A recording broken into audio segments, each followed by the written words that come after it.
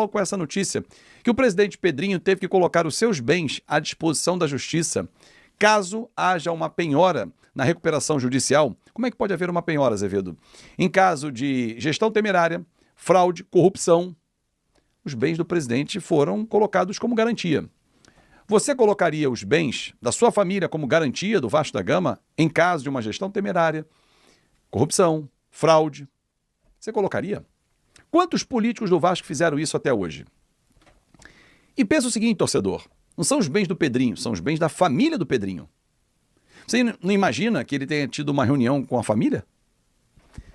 Torcedor, por que eu estou trazendo esse tema aqui logo na nossa abertura? Para fazer você refletir, torcedor. Eu acho que é importante, cada um de nós vascaínos, refletir sobre o papel de cada um, cada ator na nossa cena política do Vasco. Existem aqueles que querem o bem do Vasco. Existem aqueles que querem destruir para o bem dele. E não é o Vasco, é dele político, do seu grupo político. Tem torcedor, pelo menos assim ele se denomina, que tá doido que a RJ dê errado. Tá doido que o Vasco perca amanhã. E não tá comemorando a chegada dos reforços. Sabe por quê? Porque ele não quer o bem do Vasco. É só raciocinar, torcedor. Aliás, ontem o Vasco divulgou, e eu estive lá no CT conversando com algumas pessoas, o Vasco divulgou que já começou a fazer a sua área molhada, onde vai ter uma piscina com hidromassagem, enfim, um espaço para a recuperação dos atletas. E ontem, conversando com algumas pessoas do CT, e elas me diziam o seguinte, olha, mudou realmente aqui a administração do CT, muito melhor, muito mais humana a relação, o ambiente está ótimo para trabalhar. E quando a gente fala ambiente ótimo para trabalhar, torcedor, não necessariamente é só o vestiário, não. É o dia a dia, é o pessoal da cozinha, da segurança, da portaria, da rouparia, pessoas que são tão importantes quanto os novos reforços, quanto o Coutinho, quanto o Payet, quanto o Verratti, são da mesma importância, porque essas pessoas fazem o dia a dia e elas são invisíveis aos olhos do torcedor. Mas eu faço questão de trazer aqui as informações, como no ano passado, o presidente Pedrinho, que levou alguns funcionários para viajar pagando do próprio bolso, para que eles se sintam incluídos, e cada vez mais estão incluídos no dia a dia do Vasco da Gama.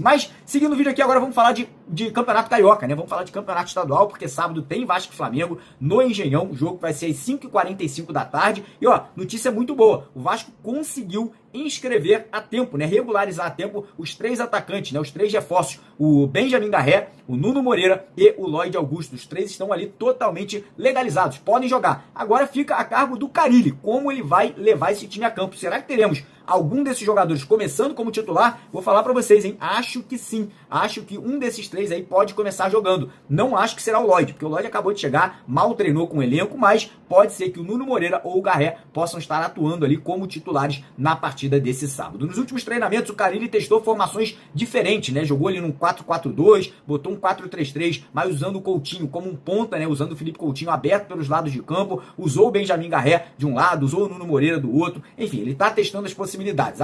O fato é, meio de campo do Vasco deve ter ali a saída do Tietê, que não vai poder jogar, tá com uma lesão no joelho, para a entrada do Matheus Carvalho. E existe a possibilidade que, se o Coutinho jogar aberto pelos lados de campo, que o Jair também preenche esse meio de campo, ou seja, o Vasco jogando com 3 volantes, Hugo Moura, Matheus Cocão e Jair, e lá na frente teríamos Coutinho aberto de um lado, Garré, Nuno Moreira ou Ryan aberto do outro e Pablo Verratti centralizado. Então essa deve ser a formação ali do meio para frente, do meio para trás não vai mudar nada, Léo Jardim no gol, nas laterais Piton e PH, e dupla de zaga com o João Vitor e com o Lucas Freitas. E é isso, agora é seguir trabalhando, seguir estudando o adversário. Tem um detalhe, tá? O Felipe Luiz, que é o treinador do Flamengo, pode e deve poupar jogadores titulares do Flamengo, né? Devido à situação da grama sintética. Jogadores ali que não têm uma boa adaptação ou que correm riscos de lesão, como do lateral direito Danilo, como do Alexandro. Ou seja, o Flamengo pode vir com uma escalação um pouco diferente do usual aí do time titular ou considerado titular pela equipe rubro-negra. Enfim, agora é trabalhar forte e para cima do Flamengo, conseguir um grande resultado, conseguir uma grande vitória, que seria muito importante para a busca aí e passagem para a final do campeonato estadual, para encarar ou Volta Redonda ou o Fluminense. E agora, seguindo aqui o vídeo, vamos falar de mercado da bola, tá? A situação é o seguinte,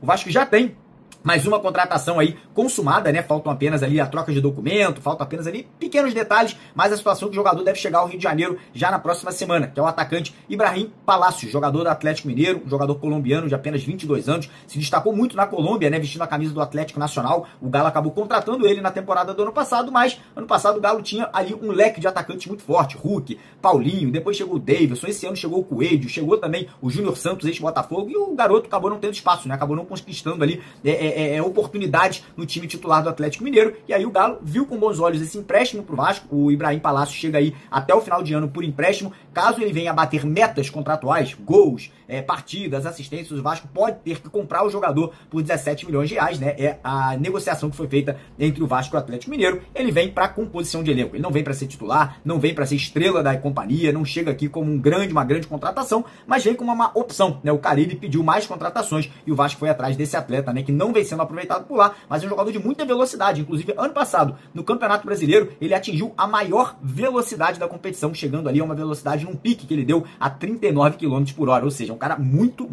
rápido realmente. Mas enfim, o Vasco vai seguir atrás de outras contratações. O Vasco vai buscar um zagueiro pelo lado direito, um primeiro volante de características similares ao Hugo Moura e um centroavante, né? Um jogador que chegaria para ser o reserva do Pablo Verrey.